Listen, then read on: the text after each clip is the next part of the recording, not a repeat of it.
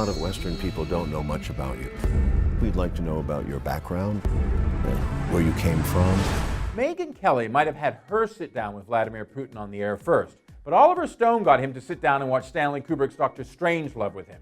And if that and the idea of spending an hour a night, 4 nights next week, watching the Oscar winner and the Russian president buddy around in a rambling and fairly fawning fashion, then Showtime's June 12th debuting The Putin Interviews is definitely for you.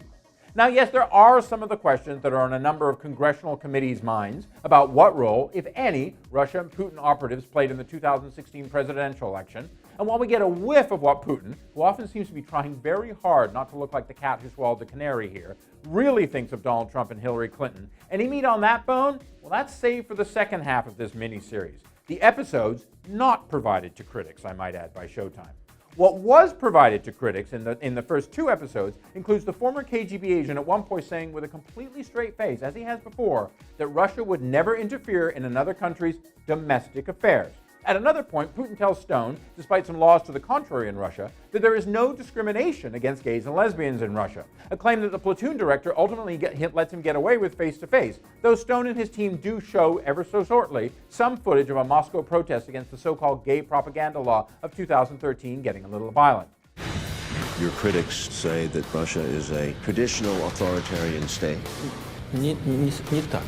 In a hot war with Russia, is the U.S. dominant? Нет.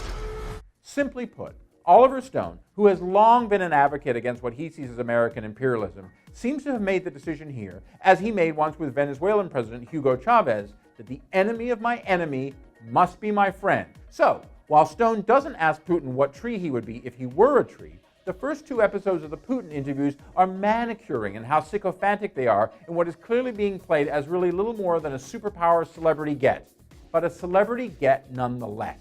If the director of 1995's Nixon was hoping to have his own version of David Frost's famous and revealing 1977 Nixon interviews with the disgraced ex-president, the first half of the July 2015 to February 2017 film Putin Interviews stumbles in that ambition, because it equates access with insight when the two are obviously not the same. AKA, this is thin gruel propaganda that looks just like thin gruel propaganda with some slightly better camera angles and a few awkward moments. Do you agree that the NSA went too far? Да.